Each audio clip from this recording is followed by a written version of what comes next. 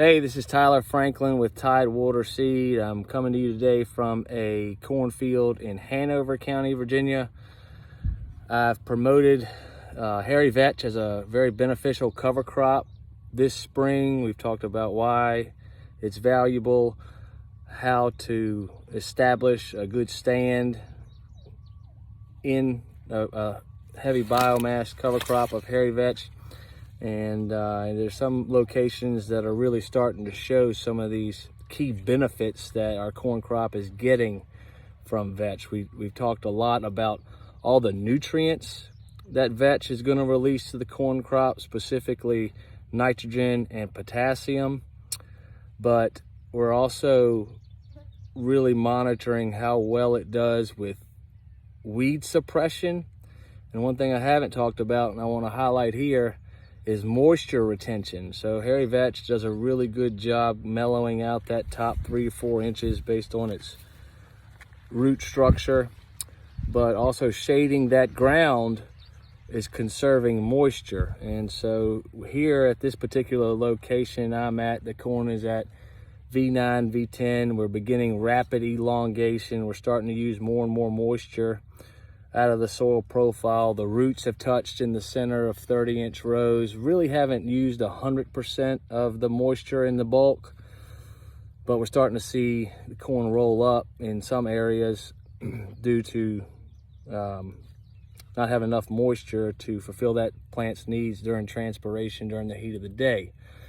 So not severe stress, but I want to highlight how another key characteristic and benefit of Hairy Vetch as a cover crop is moisture retention and moisture holding capacity in the soil. So I'm gonna flip this around and show you.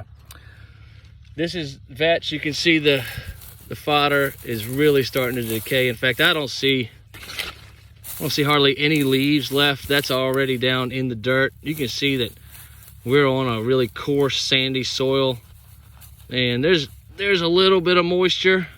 You see the corn roots are already in the center. There's a little bit of moisture here in the center. Not much.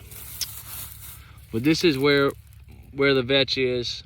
Corn's not really showing severe drought stress right now. We still got really good plant health all the way to the ground. A lot of times if it's under severe dry weather stress, the lower leaves of the canopy will turn brown. But here we haven't had any significant dry weather stress, and a lot of it's due to the cover crop, because right over here we left a pass out where we did not plant any vetch, and the corn is already showing severe drought stress. So corn's rolling up here. Not enough moisture to keep that plant satisfied during the day. We're just getting dry enough. We just started rolling up here the past day or two. You see there's no cover here. There's no moisture here. Plant's out of moisture. And we'll go over 10 feet into the cover crop. Plants are not rolling up.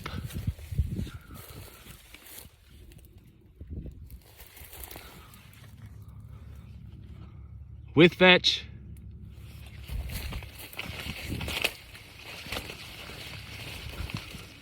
Without vetch. The one reason I talk so much about Hairy Vetch in front of a corn crop as a very beneficial management tool is because of all the benefits that come from it. You're getting a lot of nitrogen out of it. You're getting a lot of potassium out of it. You're getting weed suppression. You're getting more moisture retention in the springtime.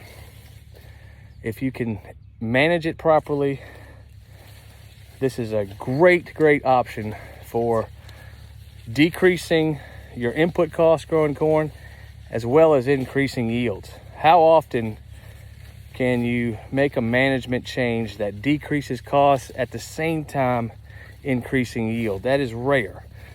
This is one of those occasions, but it's not just a situation where you plant the cover crop and everything's fine and dandy and it works. There's a lot of intensive management that goes along with it.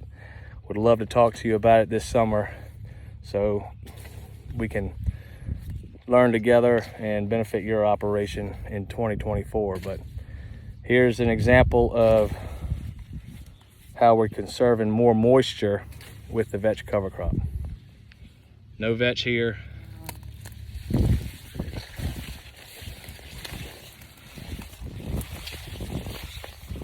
Here's where the vetch starts.